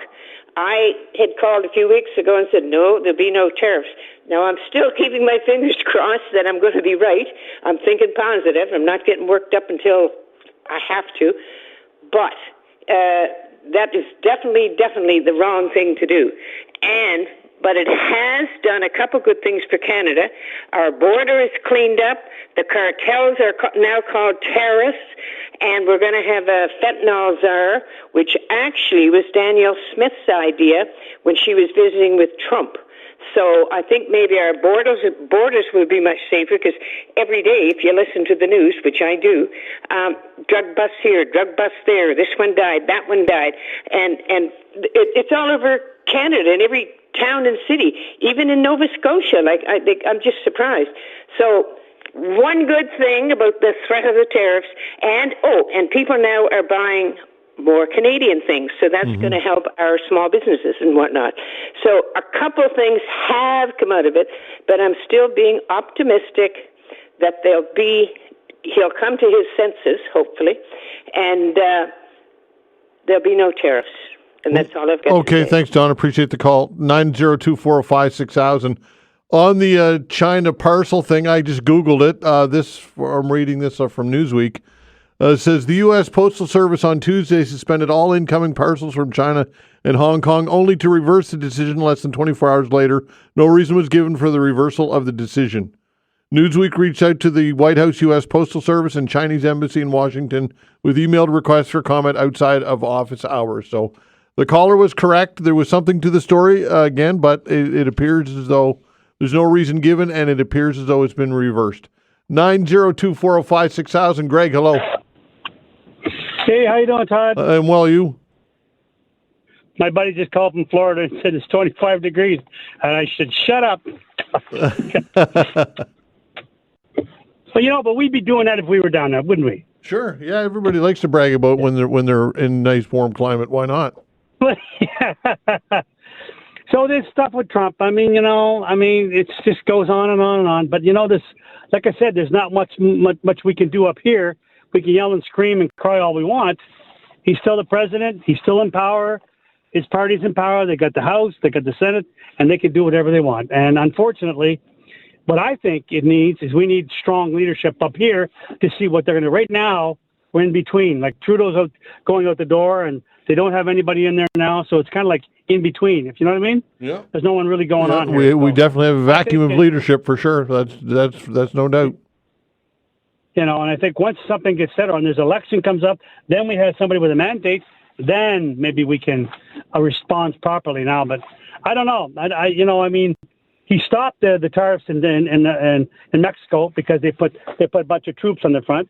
Hey, if that's what it takes to something to do that, to get something, then maybe we should do the same thing. And I think what we've done by putting $2 billion towards the borders, hey, that might do something. Then maybe he'll say, okay, you guys done that, then end of story. So whether it does or not, I don't know. But I think yelling and screaming about and getting up instead about Trump, there's nothing we can do about it anyway, because we're not Americans. And unfortunately, he won the election in November, hands down. And, if anybody in a political party had run that, they'd say, well, the people have spoken, I'm going to do what I want. So, unfortunately, that's where I look at it. Okay, thanks, Greg. Appreciate it. Take care. 902-405-6000. We'll continue with your calls when we come back.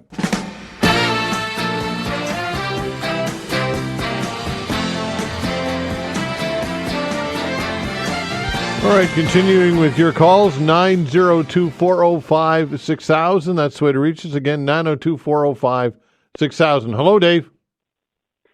Yes, hello, Todd. I'd like to get my 2 bits in, if you don't mind. Sure.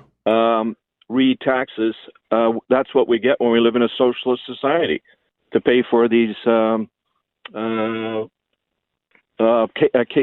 health care. We want... medical, we want various other things, meals for schools, and we're living in a socialist society, and it's going to cost us. I think with Trump, the people down there gave him a mandate. I think the worldwide, especially the Western Hemisphere in particular, wants change, and it was change. I think regarding Trump, I think a lot of folks expected Kamala to win the election. And maybe even handily. I think a lot of folks thought that, or at least the opposition thought Trump would be behind bars. And that did not happen.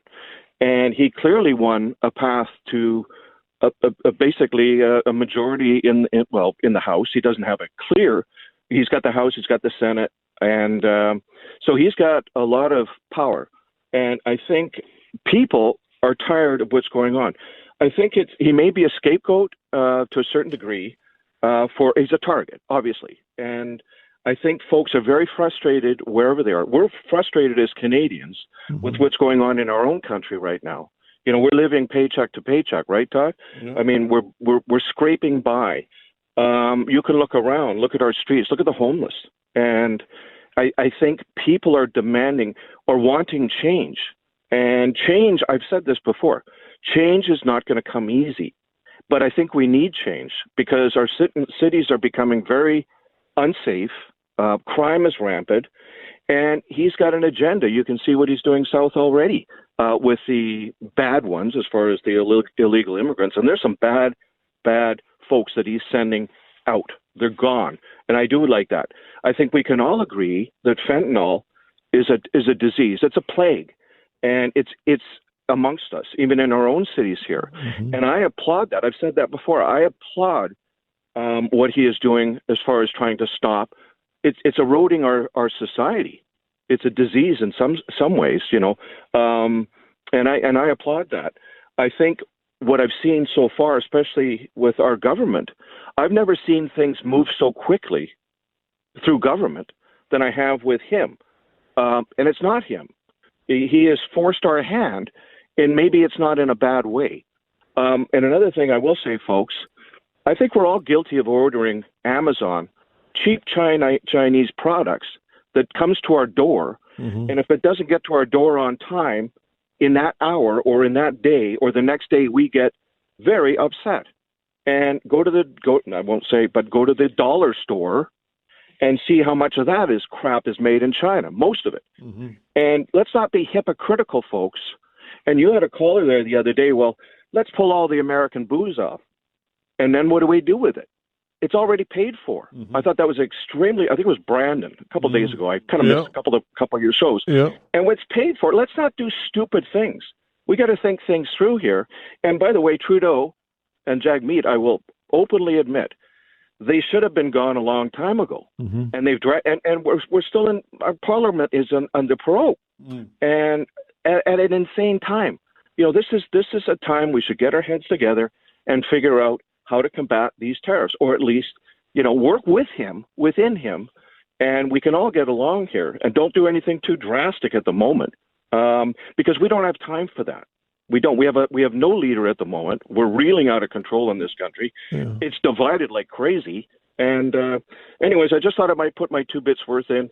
And I suspect we're all frustrated as Canadians, no doubt. I think we're frustrated because we're looking at our pocketbooks. Mm-hmm. And you look at the tax on your gas, tax on everything. Yeah. It's just like, it's insane. And that's going to social programs that, in my opinion, are not working out very well at all. Well, there are some social programs, though. I mean, universal health care has its downside. But if you, I mean, in the United States, medical debt is the leading cause of bankruptcy. In the United States, medical debt. That's from data from 2023. Well, and it might be bankrupting us here because 60% is going into our system, and we keep piling money into. No, I understand that, Dave, but I mean, you use the term socialism in a very negative, pejorative way, and that's fine if you're not a fan of socialism. I get it, but no, go ahead. Sorry. Yes, I've been a working man all my life. I've worked 2 jobs. I've paid probably well over $1 million in taxes. Yeah. And I just see, where is it going? And you know what? If he's getting down to where clarity and transparency to where the money is going, I've already seen that USAID. Take a look at that, where their money is going to other countries and financing just bizarre programs.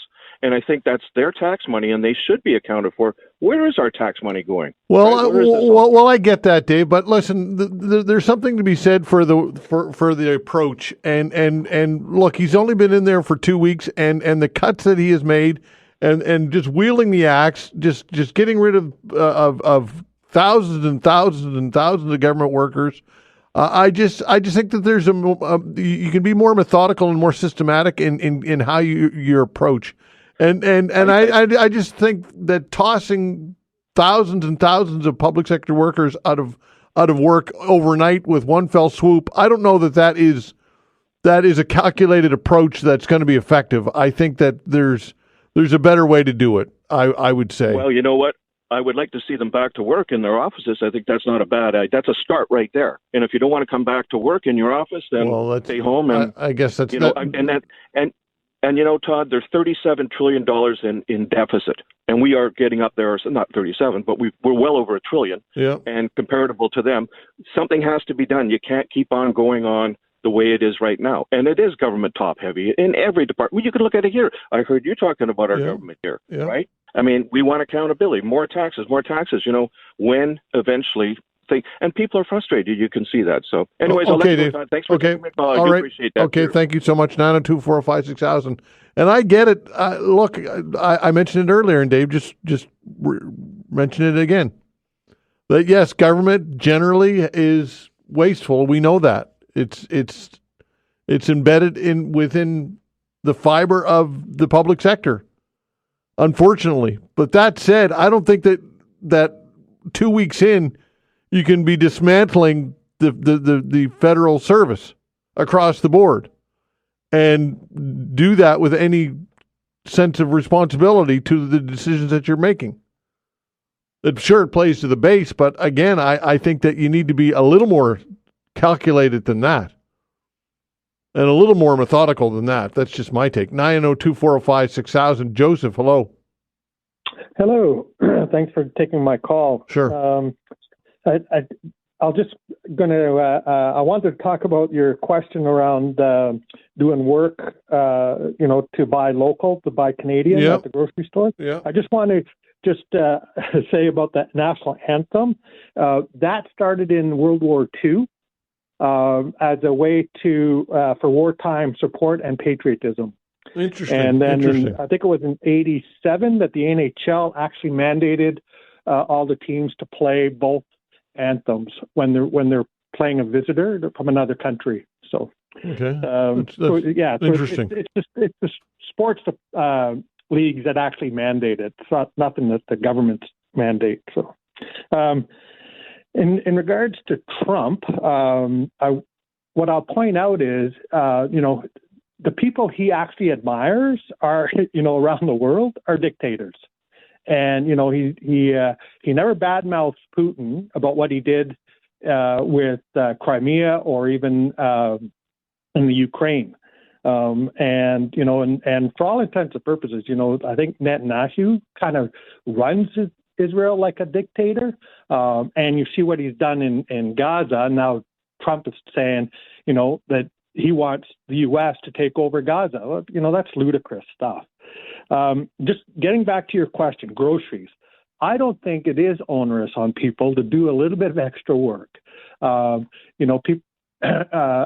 heard several times now about how people are living paycheck to paycheck, and people do their homework and research on buying products that are the least expensive. There's coupons. There's now apps where, you go into the app and it'll tell you all the local stores that have sales on. And, and you see people rushing out first thing Tuesday morning to Sobeys to get all the sales. And so to then take a couple of extra minutes just to look for the Canadian symbol, I don't think that's onerous at all.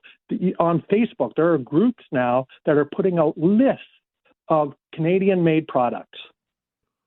So I think it's worth the extra couple of minutes when you go grocery shopping, to be honest. And, and I'm not saying just buy Canadian. I'm telling people don't buy American. Right. Okay. I'm out of time, Joseph. Thanks for the call. Appreciate it. All right. Take care. Thanks for the calls, everybody. I did not get to all of you for that. I apologize. I'd like to thank Vanessa Van Den Ness on the other side of the glass. The control board is doing a fine job as always. We're back tomorrow at 10 o'clock. See you then.